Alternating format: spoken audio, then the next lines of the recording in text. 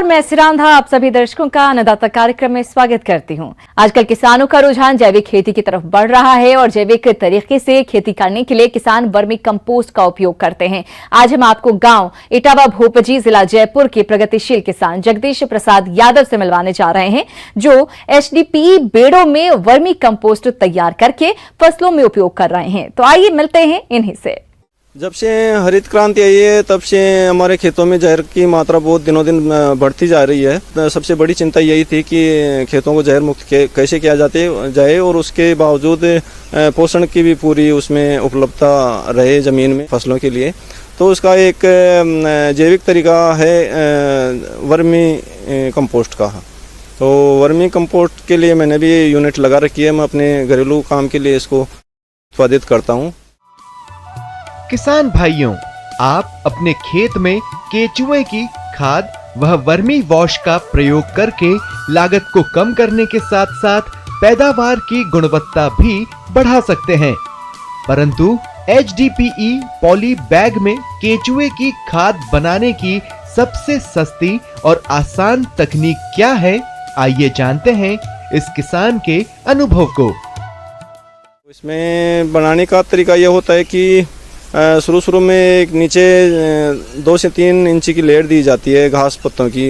जो ज़मीन के कूड़ा करकट होते हैं वो घास फूस के, उनको 3 इंच का लेयर दिया जाता है। उसके बाद में हम इसमें 15 से 20 दिन पुराना गोबर डालते हैं। गोबर डालने के बाद में फिर उसके ऊपर फिर दोबारा से घास फूस का लेयर दिया जाता है। इस तरह से करते करते हम करीब उसको 1.5 से 2 फीट ऊंचा कर देते हैं। उसके बाद में उसमें पानी चलाया जाता है। थोड़ा बहुत तो नमी 40% के करीब नमी रखी जाती है और आखिरी में हम उस पर केचुए होते हैं उनको डाल देते हैं। केचुआ डालने के बाद में वो अपने काम पर लग जाते हैं और ऊपर से हम गीली बोरी या टाट वगैरह से उसको ढक देते हैं। इससे उसमें अंधेरा बना होता है, क्योंकि जो वर्मी होते हैं वो अंधेरे में ही ज़्यादा काम करते हैं। ये करीब 45 दिन से 60 दिन के वक्त में ये जो गोबर होता है उसको खाद में तैयार कर देते हैं। उसके बाद में 60 दिन के बाद में हम उसको ऊपर से थोड़ा सा सुखा के उसको इकट्ठा कर लेते हैं। इकट्ठा करने के बाद में उसको हम दूसरी तरफ डाल देते हैं। दूसरी तरफ डालने के बाद में उसको अगर हम और भी जीवाणु, सूक्ष्म जीवाणु जो फ़ायदेमंद जीवाणु, उनसे इनरच से इसको खड़ने के लिए हम ट्राइकोडर्मा, पेसिलोमाइसिस, सुडोमोनास वगैरह उसमें और मिक्स कर देते हैं। मिक्स करने के बाद में उसको थोड़ा सा पानी का छींटा देकर उसको फिर से दोबारा ढक देते हैं। ढकने के बाद में उसको हम हर दिन या 2 दिन 4 दिन से उसको थोड़ी सी पलटी निकालते रहते हैं। पलटी निकालने के बाद में उसको 10 से 12 दिन तक हम ऐसे ही रखते हैं और 15वें दिन के बाद में हम उसको खेतों में काम लेने के लायक वो हो जाता है, तो उसको हम काम ले लेते हैं। ये किसान भाई वर्मी बेड में केचुआ खाद बनाने के लिए किस तरह से मौसम के अनुसार देखरेख और प्रबंधन करते हैं, चलिए यह भी जान लेते हैं। रखरखाव के लिए इसमें सबसे बड़ी बात है कि इसमें नमी किसी भी तरह से हमें बरकरार रखनी होती है। करीब 40 से 45% इसमें नमी होना ज़रूरी है। तो उसके लिए हम गर्मियों में करीब हर दिन इसमें पानी का छिड़काव करते हैं और सर्दियों में 2 से 3 दिन या 4 दिन तक भी हम एक बार छिड़काव कर देते हैं। तो इसमें केचुए को किसी तरह की गुठन नहीं होती है। इसके अलावा बरसात के मौसम में अतिरिक्त पानी नहीं गिर पाए, इसके लिए भी हमें इसकी व्यवस्था करनी होती है। और गर्मियों में सीधी धूप इनको नहीं लगने देते, या तो पेड़ की छाया में होना चाहिए। किसान भाइयों, अभी आपने जाना कि ये किसान भाई अपने स्तर पर कैसे तैयार करते हैं वर्मी कंपोस्ट। चलिए अब जानते हैं इसके फायदे के बारे में, जो इस प्रकार से है। वर्मी कंपोस्ट का सबसे बड़ा फायदा रसायन मुक्त पौधों को सूक्ष्म पोषक तत्व उपलब्ध करवाना है। और इसका दूसरा फायदा यह है कि जो गोबर में उपलब्ध पोषक तत्व होते हैं उसमें उसके बजाय इसमें 3 से 5 गुना तक इसमें जो है उनकी मात्रा बढ़ जाती है सूक्ष्म पोषक तत्वों की। और तीसरा फायदा यह है कि ये मिट्टी में पानी को धारण करने की शक्ति इसमें अतिरिक्त हो जाती है। और इसके अलावा जो है ये वर्मी वाश जो आता है उसको भी हम अतिरिक्त रूप से उसमें काम में ले सकते हैं। उसको ये जो वर्मी वाश है उसका 2 गुण होते हैं उसमें। एक तो पोषण का गुण तो होता है, उसके अलावा ये कीटाणु रोधी भी होते हैं। तो फसल को स्प्रे करने से कीटाणुओं में भी कमी आती है इसमें, और पोषण तो देता है वो, अतिरिक्त हमारा लाभ होता है। किसान भाइयों, विगत 1-2 दिनों के दौरान देश और प्रदेश के कृषि जगत में किसानों के लिए क्या नया रहा, आइए जानते हैं। बाहर टिड्डी,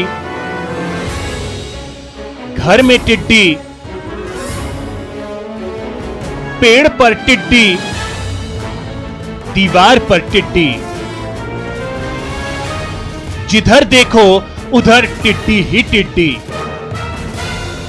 टेंशन ऐसा कि हर कोई टेरर में है।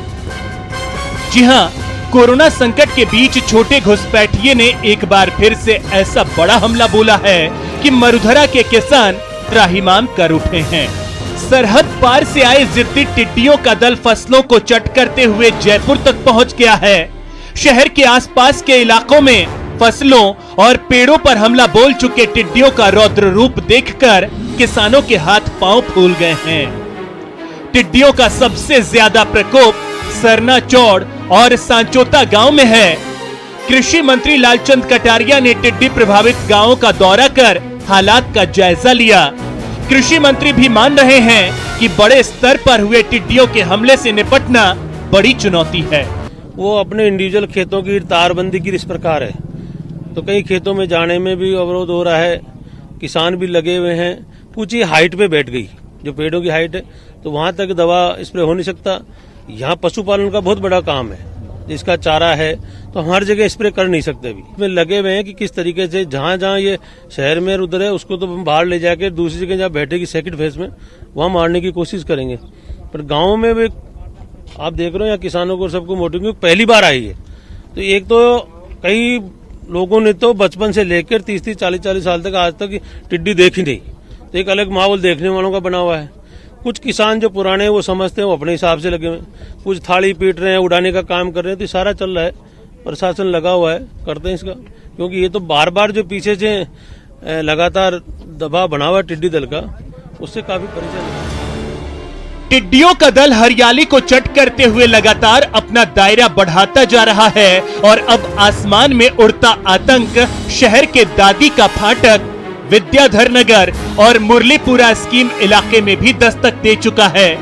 टिड्डियों को कंट्रोल करने के लिए कृषि विभाग के साथ टिड्डी नियंत्रण संगठन के अधिकारी कर्मचारी दवाओं का छिड़काव करने में जुटे हैं। इसके लिए 22 ट्रैक्टर, माउंटेन स्प्रेयर और 3 दमकल की गाड़ियों से पेस्टिसाइड का स्प्रे किया जा रहा है। बहुत लंबा स्वार्म है, इसमें करीब 5-6 किलोमीटर इसकी लंबाई है और इसके साथ में 1.5-2 किलोमीटर इसकी चौड़ाई है। इसके अंदर बहुत बड़ी संख्या में स्वार्म है। इस स्वार्म को नियंत्रण करने के लिए कृषि विभाग द्वारा करीब 20 ट्रैक्टर माउंटेड स्प्रे और 3 फायर ब्रिगेड काम में ली गई है। इसको काफी हद तक हमने कंट्रोल करने की कोशिश कर रहे हैं। टिड्डियों का हमला इतना बड़ा है कि इसे कंट्रोल की कवायद नाकाफी साबित हो रही है और बर्बादी ज्यादा हो रही है। समय रहते उड़ता आतंक का अंत नहीं हुआ तो तबाही किसानों को पूरी तरह तबाह कर देगी। न्यूज़ 18 के लिए जयपुर से दिनेश शर्मा की रिपोर्ट। आज कोरोना वायरस की वजह से फैलाई जा रही फेक न्यूज के चलते भारत के लोगों की रोजी रोटी का जरिया और देश की अर्थव्यवस्था में महत्वपूर्ण भूमिका निभाने वाले पोल्ट्री प्रोडक्ट पर बुरा असर पड़ा है। वायरस के डर के कारण लोग अंडे और मांस से परहेज कर रहे हैं, लेकिन डॉक्टरों ने इसे पूरी तरह सुरक्षित बताया है। चलिए इससे जुड़ी और जानकारी लेते हैं इस रिपोर्ट के जरिए। आज हमारा जो विश्व जिस परिस्थिति में गुजर रहा है, एक वैश्विक महामारी जो हर एक देश प्रभावित हैं और इसमें पशुपालक और मुर्गी पालक को प्रभावित होना स्वाभाविक है। ऐसे में हतोत्साहित नहीं होना है किसान भाइयों। और बहुत तरह के अफवाहें जो विगत दिनों मुर्गी पालकों को लेके और मुर्गी मांस को लेके जो उत्पन्न हुआ है, इससे आपको घबराने की आवश्यकता नहीं है। केंद्र सरकार किसान के साथ है और वो मार्गदर्शन दे रहे हैं कि हमारी फार्म फिर वैसे ही दौड़ पड़ेगी जैसे विगत दिनों में आपने किया था। कोरोना वायरस के डर की वजह से पोल्ट्री फार्म को काफी नुकसान हो रहा है। वायरस के डर के कारण लोगों ने अंडे और मीट से परहेज करना शुरू कर दिया है। सर्दी के मौसम में पोल्ट्री फार्म से अंडा 6 से 8 रुपए के करीब बिकता था, लेकिन अब अंडे का दाम 4 रुपए से ज्यादा नहीं बढ़ा। इस समय मुर्गी व्यवसाय में कौन कौन सी बातों पर ध्यान दें, आइए जानते हैं। सर्वप्रथम चूंकि ये मनुष्य से मनुष्य में फैलने वाला संक्रमण है, तो इसमें आपके फार्म में जितने लोग कार्यरत हैं, आप खुद कार्यरत हैं, तो आप अपनी सुरक्षा एवं अपने लोगों की सुरक्षा का प्रथम ध्यान देंगे। फार्म चूँकि बंद पड़ा होगा अभी, या मुर्गियां पुरानी होंगी जिसको आप बेच चुके होंगे, आप काफ़ी लॉस में गए हैं, तो सर्वप्रथम अपने फार्म का डिसइंफेक्शन अवश्य करेंगे। फार्म की सफाई पहले ड्राई क्लीनिंग जिसको हम कहते हैं, उसको हम लोग डिटर्जेंट और पानी से करते हैं। उसमें लगभग 80% जो कीटाणु रहित हो जाते हैं। और दूसरा जो डिसइंफेक्शन हम लोग स्प्रे मेथड से करते हैं या फ्यूमिगेशन से करते हैं या धुआंकृत करते हैं, तभी हमारा वो डिसइंफेक्शन कारगर होता है। तो हम अगर बोलें क्लीनिंग और डिसइंफेक्शन, ये दोनों को आपको साथ लेके जाएंगे, तभी आप कंटामिनेशन को रोकेंगे जो पहले से आपके फार्म में है। आपके फार्म में जो गाड़ियां आएंगी, जो लोग आएंगे, वो सारे नियमों का पालन करें, दूरियां बनाए रखें, सेफ डिस्टेंस करीब करीब इंसान से इंसान का 2 मीटर आप मेंटेन करेंगे, और मास्क रेगुलर पहनेंगे, आप गमबूट्स पहनेंगे हैं, रबर बूट्स पहनेंगे, आप एप्रन्स पहनेंगे जो कि एक कोट होता है, जैकेट होता है, जिसको आप फार्म में काम करते समय व्यवहार करेंगे। आपके जो फार्म में गाड़ियां प्रवेश करेंगी, उस गाड़ियों को प्रवेश से पहले ही उसको डिसइंफेक्शन करने की आवश्यकता पड़ेगी। उसमें आज बाज़ार में बहुत तरह के ऐसे डिसइंफेक्टेंट्स हैं जिसको कि आप स्प्रे के माध्यम से हो या अन्य तरीके से हो या डिपिंग करके हो, वो गाड़ियों का डिसइंफेक्शन आवश्यक होगा। जो लोग आपके फार्म में प्रवेश करेंगे, पहले तो ये ध्यान दें आप अपने फार्म में किसी तरह के लोगों को प्रवेश वर्जित कराएं फार्म में एंट्री, और अगर कोई ज़रूरतमंद को घुसने की आवश्यकता पड़ती भी है तो उसको फुटबाथ करके उसको विधिवत तरीके से डिसइंफेक्ट करके ही आप अपने फार्म में प्रवेश करेंगे। और जहाँ पे मुर्गियों को रखना है उस फार्म में आप किसी को तीसरे को ना भेजें तो ही ज़्यादा बेहतर होगा। मुर्गी पालकों को चूजी से लेकर अंडा उत्पादन तक की अवस्था में विशेष ध्यान देना चाहिए। अगर लापरवाही की गई तो अंडा उत्पादकता प्रभावित होती है। मुर्गी पालन में 70% खर्चा आहार प्रबंधन पर आता है, लेकिन देशी मुर्गी को व्यावसायिक हेतु पालन में खर्च कम आता है, क्योंकि इसको आहार में केवल जरूरी पूरक आहार देते हैं। अतः इस पहलू पर भी विशेष ध्यान देना चाहिए। अब गर्मियों में ऐसे भी हमारे मुर्गी स्ट्रेस में आते हैं, तनाव में आते हैं, तो आप जो विगत दिनों में जैसे करते आए हैं, एंटी स्ट्रेस दवाओं का आप प्रयोग करेंगे, मल्टीविटामिन्स का आप प्रयोग करेंगे, उन्हें संतुलित आहार प्रबंधन पे विशेष ध्यान देंगे। आप उनके जो पानी के बर्तन हैं उसमें हमेशा पानी का बदलाव करेंगे, पानी हमेशा फ्रेश हो, और गर्मी के दिनों में थोड़ी ठंडी पानी हो जो पीने के लिए आप उनका प्रयोग करेंगे, क्योंकि उसमें क्या होगा कि मुर्गियां अधिक से अधिक पानी पिएंगी और उससे बहुत तरह की बीमारियों को, ऐसे भी सिर्फ अच्छे स्वस्थ और भरपूर मात्रा में पानी पीने से भी बहुत तरह की बीमारियों को आप दूर कर सकते हैं। तो विशेष ध्यान यह देना है कि संतुलित आहार प्रबंधन, समय से टीकाकरण, उनकी मल्टीविटामिन्स और रोग प्रतिरोधी दवाएं जैसे vitamin C, vitamin B complex, vitamin A का खुराक का जो नियमावली है उसको आप फॉलो करेंगे, एवं उनके बर्तनों का सफाई, शुद्ध साफ पानी पिलाने का, इन सारे प्रबंधनों पे आप ज़रूर गौर देंगे तो आपका फार्मिंग में कोई कमी नहीं आने वाली। अन्नदाता हेल्पलाइन निःशुल्क फोन संपर्क सेवा के माध्यम से आपके द्वारा पूछे गए प्रश्नों में से 1 या 2 महत्वपूर्ण प्रश्न को हम अपने कार्यक्रम में शामिल करते हैं। इसी के तहत आज का चयनित प्रश्न और उसका जवाब इस प्रकार है। निःशुल्क अन्नदाता हेल्पलाइन में आज हमने जिस प्रश्न को शामिल किया है उसे पूछा है गांव अमरगढ़, जिला सवाई माधोपुर के शिव प्रकाश ने। आपने फसल अवशेष से खेत की उर्वरता बढ़ाने के बारे में जानकारी चाहिए है, तो इसके लिए देखिए कार्यक्रम का यह अंश। पहले हम लोग बात करेंगे ये फसल अवशेष प्रबंधन क्या है। सबसे पहले ये समझने की ज़रूरत है ये फसल अवशेष क्या है। जो फसल हम लोग लगाते हैं उत्पादन होने के बाद जो बच जाते हैं, मतलब जो अनाज के रूप में उपयोग नहीं होता है, जो फसल बच के खेत में पड़े हुए रहते हैं, जो फसल उपयोगी नहीं है, इसको बोलते हैं फसल अवशेष। मतलब जो उत्पादन के उपयोग नहीं है, जो अनाज के रूप में हम नहीं ले सकते, जो बचे हुए चीजें पड़े हुए रहते हैं, उसको बोलते हैं फसल। आइए अब एक नजर डालते हैं राज्य की कुछ चुनी हुई मंडियों के प्रमुख फसलों के बाजार भाव पर।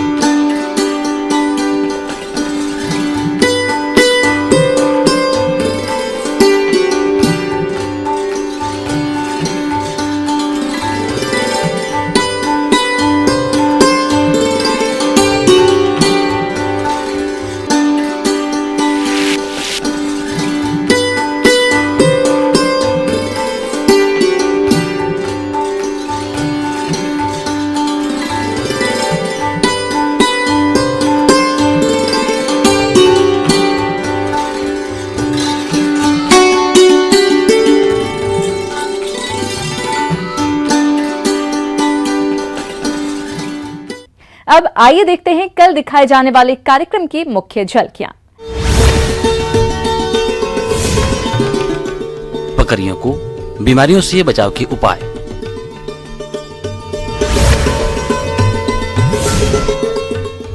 पपीता की उन्नत किस्में और नर्सरी तैयारी,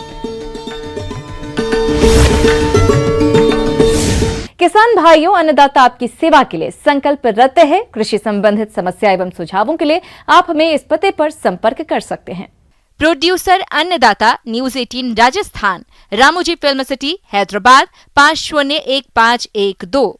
साथ ही आप हमें ईमेल भी कर सकते हैं। हमारा ईमेल है p18अन्नदाता-राजस्थान@nw18.com। इसके अतिरिक्त आप हमें निःशुल्क हेल्पलाइन नंबर 180041921555 पर सोमवार से शनिवार सुबह 10 बजे से शाम 4 बजे के बीच संपर्क कर सकते हैं। किसान भाइयों, अब समय हो रहा है आपसे विदा लेने का, तो हमारी पूरी अन्नदाता टीम को दीजिए इजाजत। कल फिर आपसे मुलाकात होगी कृषि संबंधित कुछ और महत्वपूर्ण जानकारियों के साथ। नमस्कार।